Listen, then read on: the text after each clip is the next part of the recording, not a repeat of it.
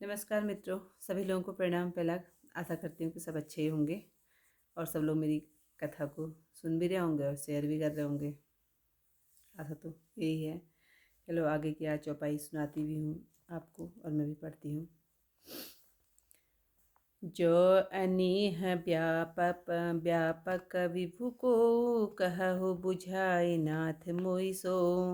अज्ञ जान रिस उर्जन धरहूँ जेहि विधि मोह मिटे सोई करहूँ। मैं बन दिखी राम प्रभुताई असी भय विकल न तुमहि सुनाई। तदपि मलिन मन बोधु न आवा सो फलु भली भांति हम पावा। अजहु कछु संसौ मन मोरे करहु कृपा बिनवउ कर जोरे। प्रभु तब मोहि बहु भांति प्रबोधा नाथ सो समुझ करहु जनि क्रोधा। अस कर अस मोह विमोह अब नाही राम कथा पर रुचि मन माही। कहहु पुनीत राम गुण गाथा भुजग राज भूषण सुरनाथा। वंदौ पद धरि धरनि सिरु विनय करहु कर जोरी। वरनहु रघुवर विशद जसु श्रुति सिद्धांत निचोरी। यद्यपि जो सीता नहीं अधिकारी तासी मन क्रम वचन तुम्हारी। गुणौ तत्व न साधु दुरावहि आरत अधिकारी जह पावहि। अति आरती पूछहु सुर राया रघुपति कथा कहहु करिदाया। प्रथम सुकारण कहहु विचारी निर्गुण ब्रह्म सगुण बपुधारी। पुनि प्रभु कहहु राम अवतारा बाल चरित पुनि कहहु उदारा। कहहु जथा जानकी विवाही राज तजा सो दूषण काहि। वनवसी कीन्हे चरित अपारा कहहु नाथ जिमि रावण मारा। राज बैठ कीनी बहुलीना सकल कहहु शंकर सुखशीला। बहुरी कहहु रघुना इतना कीन जो अचरज राम। प्रजा सहित रघुवंश मनि किमि गवने निज धाम। पुनि प्रभु कहहु सुतत्व बखानी जेहि विज्ञान मगन मुनि ज्ञानी। भगति ज्ञान विज्ञान विरागा पुनि सब वर्णहु सहित विभागा। और राम रहस्य अनेका कहहु नाथ अति विमल विवेका। जो प्रभु मैं पूछा नहीं होई सो दयाल राखहु जनि कोई। तुम त्रिभुवन गुर वेद बखाना आन जीव पावर का जाना। प्रश्न उमा कै सहज सुहाई छल विहीन सुनि शिव मन भाई। हरहि रामचरित सब आए प्रेम पुलक लोचन जल छाए। श्री रघुनाथ रूप उर आवा परमानंद अमित सुख पावा। मगन ध्यान रस दंड जुगा पुनि मन बाहिर कीना। रघुपति चरित महेश तब हर्षित वर्णे लीना। झूठे सत्य जाहि बिनु जाने जिमि भुजंग बिनु रजु पहिचाने। जेहि जाने जग जाए हिराई जागे जथा सपन भ्रम जाई। वंदौ बाल रूप सोई रामो सब सिद्धि सुदप जपत शिशु नामो। मंगल भवन अमंगल हारी द्रवौ सुदशरथ अजिर विहारी।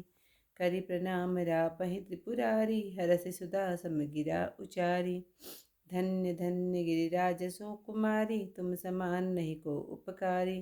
पूछहु रघुपति कथा प्रसंगा सकल लोक जग पावनी गंगा। तुम रघुवीर चरण अनुरागी कीन्हु प्रश्न जगत हित लागी। राम कृपा ते पार्वती सपनेहु तब मन माही। शोक मोह संदेह भ्रमा मम विचार कछु नाही। तदपि असंका कीन्हु सोई कहत सुनत सब कर हित होई। जिन हरि कथा सुनी नहीं काना सवन रंद अहि भवन समाना। नयन निसंत दरस नहीं देखा लोचन मोर पंख कर लेखा। ते सिर कटु बरि समतूला जेन नमत हरि गुर पद मूला।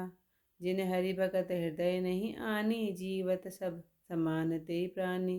जो नहीं करई राम गुण गाना जिह सोदा दुर्जीह समाना। कुटिल कठोर निठुर सोई छाती सुनि हरि चरित न जो हर साती। गिरिजा सुनहु राम कै लीला सुरहित धनुज विमोहन शीला। राम कथा सुरधेनु समा सेवत सब सुख दानी। सत समाज सुरलोक सभा, को न सुने अस जान सियावर। रामचंद्र पद जय शरणम, शंकर हरिओम जय जय सिया राम। मंगल भवन अमंगल हारी, उमा सहित जहि जपत मुरारी। तब माता पार्वती पूछती हैं श्री भगवान से, भोलेनाथ से, कि रामचंद्र जी के बारे में पूछते हैं कि यदि वे राजपुत्र हैं तो ब्रह्म कैसे हुए, स्त्री के वियोग में उनकी बुद्धि भ्रमित कैसे हो गई। उनके चरित्र देख और सुनकर मेरी बुद्धि अत्यंत भ्रम है। यदि कोई और अन्य व्यापक समर्थ ब्रह्म है तो हे नाथ, वह मुझे समझाकर कहिए। मुझे मूर्ख जान हृदय में क्रोध न करके जिस प्रकार मेरा अज्ञान दूर हो जाए वही कीजिए। मैंने वन में श्री राम जी की प्रभुता देखी थी और डर से बहुत व्याकुल होकर यह बात आपको नहीं सुनाई, तो भी मेरे मलिन मन को बोध न हुआ, सो उसका फल मैंने अच्छी तरह पाया। अब भी मेरे मन में कुछ संदेह है, मुझ पर कृपा करिए। मैं हाथ जोड़कर विनती करती हूँ, हे प्रभु, आपने उस समय मुझे बहुत प्रकार से समझाया था, यह समझकर हे नाथ क्रोध न कीजिए। पहले जैसा मोह अब मुझको नहीं है। राम कथा सुनने की मन में रुचि है। हे नागराज भूषण, हे देवताओं के स्वामी, आप श्री रामचंद्र जी के गुणों की पवित्र कथा कहिए। मैं पृथ्वी पर सिर रखकर आपके चरणों को प्रणाम करती हूँ और हाथ जोड़कर विनती करती हूँ कि आप श्री रामचंद्र जी का निर्मल यश वेदों का सारांश लेकर वर्णन कीजिए।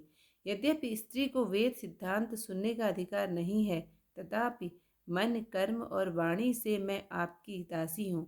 साधु लोग जहाँ आर्त अधिकारी पाते हैं, वहाँ गुण तत्व तो को भी नहीं छिपाते।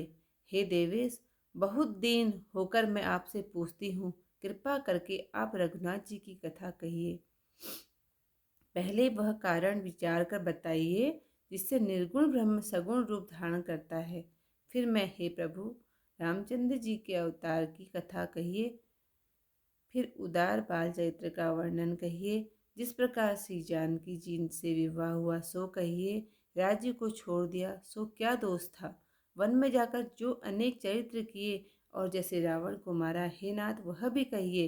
फिर हे सुख स्वरूप शंकर जी, रामचंद्र जी ने राजगद्दी पर बैठकर अनेक लीलाएं की, वे सब कहिए। हे कृपा निधान, जो अद्भुत कार्य रामचंद्र जी ने किए वे सब कहिए। रघुवंशमणि श्री रामचंद्र जी प्रजा सहित अपने धाम वैकुंठ को कैसे गए। फिर हे प्रभु, वह तत्व वर्णन कीजिए जिसके स्मरण में मुनि और ज्ञानीजन सदा मग्न रहते हैं। भक्ति, ज्ञान और वैराग्य का वर्णन कीजिए। श्री राम के और भी जो अनेक गूढ़ चरित्र हों उन्हें भी कहिए। हे नाथ, आपका ज्ञान निर्मल है। हे प्रभु, मैंने जो न पूछा हो वह भी छिपा न रखिएगा। आपको वेदों ने 3 लोगों का गुरु कहा है, अन्य तुच्छ जीव इस रहस्य को क्या जाने। पार्वती जी के स्वाभाविक सुहावने और छल रहित वचन शिव जी को भले लगे। शिव जी के हृदय में राम जी के सब चरित्रों का स्मरण हुआया। प्रेम से शरीर पुलकित हो नेत्रों में जल भराया। राम जी का रूप हृदय में आ गया, जिससे शिव जी को अनंत सुख प्राप्त हुआ। महादेव जी 2 घड़ी ध्यान में मग्न रहे, फिर उन्होंने मन को ध्यान से हटाया। तब प्रसन्न होकर रामचंद्र जी का चरित्र वर्णन करने लगे। जिसके बिना जाने झूठ भी सत्य जान पड़ता है, जैसे रस्सी में सांप का भ्रम हो जाता है। जिसको जान लेने से संसार छूट जाता है, जैसे जागने से स्वप्न का भ्रम दूर हो जाता है। मैं उन्हीं श्री रामचंद्र जी के बाल रूप की वंदना करता हूँ, जिनका नाम जपने से सब सिद्धियाँ सुलभ हो जाती हैं। मंगलों के धाम अमंगलों के हरने वाले तथा श्री दशरथ जी के आंगन में विहार करने वाले श्री रामचंद्र जी पर मुझ पर कृपा करें। श्री रामचंद्र जी को प्रणाम कर शिव जी प्रसन्न हो अमृत के समान वाणी बोले, हे पार्वती, धन्य है तुम्हारे समान उपकारी कोई नहीं है। तुमने रामचंद्र जी की कथा का प्रसंग पूछा है, जो सब लोगों को पवित्र करने वाली गंगा के समान है। तुम राम जी के चरणों में प्रेम रखने वाली हो। जगत के हित के लिए तुमने यह प्रश्न किया है। हे पार्वती, मेरे विचार से तो श्री रामचंद्र जी की कृपा से सपने में भी तुम्हारे मन में शोक, मोह, संदेह और भ्रम कुछ भी नहीं है। तो भी वही शंका की है जिसके कहने सुनने से सबका कल्याण होगा। जिन्होंने हरि कथा कानों से नहीं सुनी, उसके कान सांप के बिल के समान हैं। जिसने नेत्रों से संतों के दर्शन नहीं किए, उसके नेत्र मोर पंखों में लिखे हुए नेत्रों के समान हैं। वे सिर कड़वी तुम्बी के समान है जो हरि और गुरु के चरणों में नहीं झुकते। जिन्होंने अपने हृदय में हरि भक्ति धारण नहीं की, वे प्राणी जीते हुए भी मुर्दों के समान हैं। जो लोग राम गुणगान नहीं करते, उनकी जीभ मेढक की जीभ के समान है। वह छाती वज्र के समान कड़ी और निष्ठुर है, जो हरि चरित्र सुनकर प्रसन्न नहीं होती। हे पार्वती, श्री राम जी की लीला सुनो, जो देवताओं का हित करने वाली और राक्षसों को मोहित करने वाली है।